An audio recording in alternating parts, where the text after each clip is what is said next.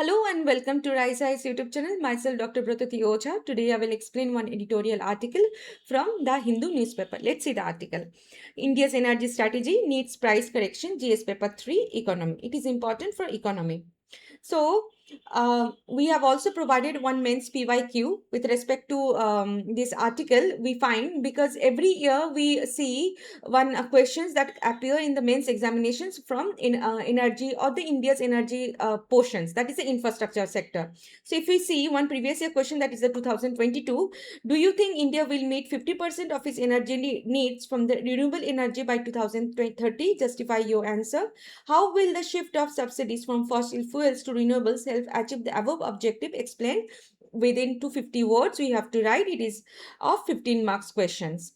So why we have mentioned these questions, because you will get an idea how question may come in UPSC Men's examinations. Second, we are saying this article is very important because in the recent past, if we see if from editorial explained or from the men's deep analysis, this kind of articles have already been discussed. Now, repeatedly this year, we are seeing this kind of news in the editorial sections of the Hindu newspaper as well as the Indian Express. Therefore, we are expecting one men's questions may come from this kind of articles, and for this reason, we have also provided one UPSC men's model questions. So, after reading these articles, going through these articles, please answer our question, attempt our questions, and mention in our comment section. So, let's see the questions. That is the Strait of Hormuz crisis. That is because since the article is talking about the crisis and asking for suggesting also what to do for the India's benefits. What is the benefit for the India's energy sector? That is the Strait of Hormuz crisis has exposed the structural vulnerabilities of India's energy security framework, critically examine the impact of crisis on the Indian economy, and suggest measures needed to strengthen India's long-term energy resilience. You have to write within 250 words. It's a 15 marks questions. So, how to read this article? You have to understand this articles. It is actually being provided in a very simple and lucid language. If you go through this article, these highlighted portions, the highlighted portions are relevant for the UPSC Men's examinations, and the non-highlighted portions you can skip off. But please read this article first at one go. Then you can skip off these not highlighted portions. So, if you read these articles, you have to understand for the in the mains examination certain parameter you have to know to write a questions properly in the mains examinations. So for that reasons, we have given certain parameters. See, first if we see the one is the context. That is, you have to understand why you are reading this news or why it is this article is repeatedly coming up in the news. Second, the background you have to understand. That is the impact of the what is the impact of the Hormuz crisis affecting the global energy economy. Third, India's structural energy security challenges already mentioned in the article. Fourth, that is the financial burden of the Hormuz crisis on the Indian economy. What is happening? Fifth, how India's energy response and preparedness have been strengthened. That is what India has taken the measures. What are the India's measures that in response you can say, and the preparedness that have been strengthened these days. Six, a comprehensive way forward for building long-term energy security. And the last will conclude this article with a small conclusions. So let's see the context. The context is about escalating the tensions in the West Asia and disruptions in the Strait of Hormuz, through which we know that nearly 20% of the global oil trade passes, and that have exposed India's heavy dependence on the imported crude oil, and also at the same time highlighted the urgent need for stronger long-term energy security reforms.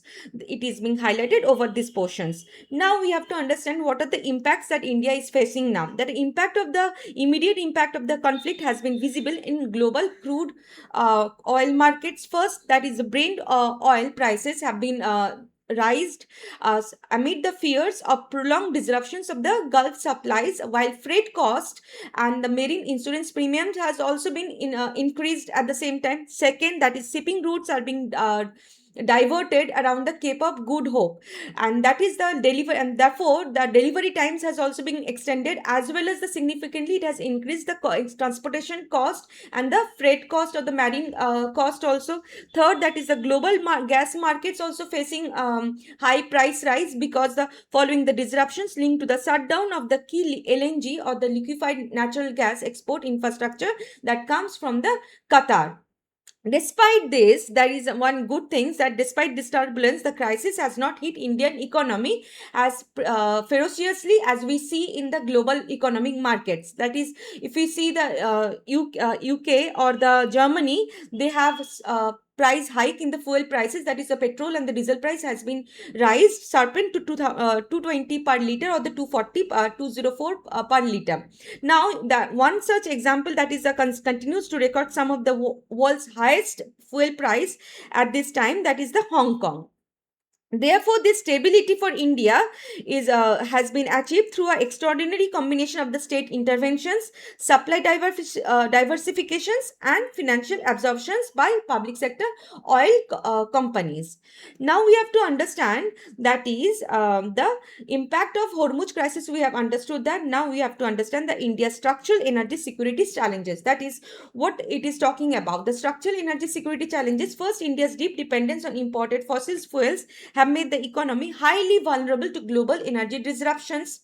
Obviously, now we are seeing this. Second, that is the prolonged high oil prices continue to widen the current account deficits, and for that reason, we are also facing high inflations, and that is weakening Indian rupee or the depreciation at the same time we are facing, and therefore it is affecting long-term economic stability. While at the same time, limited strategic petroleum reserves we are facing that, and that is highlighting the need for stronger energy conservations and long-term energy security reforms.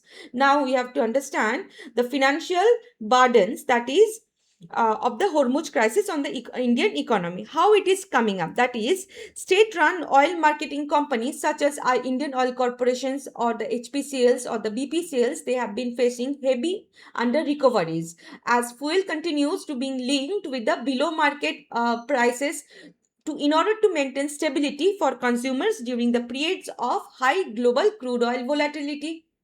And the second, if we see for these reasons, it has been already mentioned that larger this strategy may be politically prudent in the short term, but it's economically difficult to sustain over a prolonged period, because energy subsidies of this scale can eventually strain public finances, weaken the balance sheets of the oil companies, as well as distorting the market signals, that is encouraging energy efficient consumptions. Now we have to understand that is how India's energy response preparedness have been strengthened. First, we have to see that is India has strengthened its energy preparedness through diversification of crude oil imports, expansion of strategic petroleum revenues, and increased domestic LPG productions and priority gas allocations that we have done with respect to domestic, then agriculture, that is the fertilizer, domestic, public transport, and then it comes that is the agriculture sectors, and for the household transport and the fertilizer plants. And the next that is we are seeing that is greater maritime security measures and diplomatic coordinations we are seeing in the Gulf of Oman, that have also helped secure energy supply routes and maintain continuity in crude oil transportations and refinery operations. So these are the things that we have understood through, that is what in India's have taken measures. Now we have to understand a holistic way forward. What it is, a holistic way forward, because energy shock of this scale eventually demand economic realisms, that we have to be very practical to understand what are the measures it could be India can provide for itself. So, first is that transparent fuel price rationalization. How that is, instead of incremental increase, the government should implement a one-time price hike of at least 13% on petroleum products, including petrol, diesel, and aviation turbine fuel. And therefore, next, that is need for predictable pricing policies, how a single well-communicated fuel price adjustment is considered more effective than repeated small revisions that create uncertainty for households as well as for the business. Third, accelerating renewable energy. How faster expansion of solar energy as well as the nuclear energy, wind energy, green hydrogen, electric vehicles, and public transport electrifications is very much essential, that will reduce dependence on the imported oil and strengthen energy security. Fourth, that is the expansion of strategic reserves and supply partnerships. How greater expansion of the strategic petroleum reserves and stronger partnerships with the global countries with stable energy suppliers are necessary to reduce exposure to global supply disruptions, because these days we are getting the oil from the US, West Asia, Atlantic basins, Russia even. And the fifth, that is the promotions of energy conservation measures. That is, increased focus should be placed on energy efficiency standards, green building norms to be provided, and public awareness needs to be generated campaigns to reduce fuel consumptions, and being very responsible energy consumption has to be provided for us, and improve long-term energy sustainability. Therefore, today we are ending this article with a small conclusions. Before concluding this article, I would like to say one way forward has already provided in this news articles, and extra we have added for your understandings. Now see the conclusions. What is the conclusion? The Hormuz crisis, we all know, that has highlighted that India has needs long-term energy security and economic stability, and how that can be achieved only through diversified energy imports, renewable energy transitions, and realistic fuel pricing, stronger strategic resources, and greater energy conservation practices. So today we are ending this article. इसके बाद आप लोग को mains deep analysis का video आएंगे, जहाँ पे mains आज के द हिंदू न्यूज़पेपर से मेंस के आर्टिकल के ऊपर डिटेल में आलोचना, मतलब डिटेल एनालिसिस किया जाएगा। उसके साथ previous year questions and model mains questions भी रहेगा। एंड देन उसके बाद आपको मिलेगा प्रीलिम्स बाइट, जहाँ पे प्रीलिम्स का टॉपिक आज डिटेल एनालिसिस होगा with previous year questions as well as model MCQ. So please kindly visit our RISE IS website as well as RISE IS YouTube channel for detailed explanations. Thank you. All the best.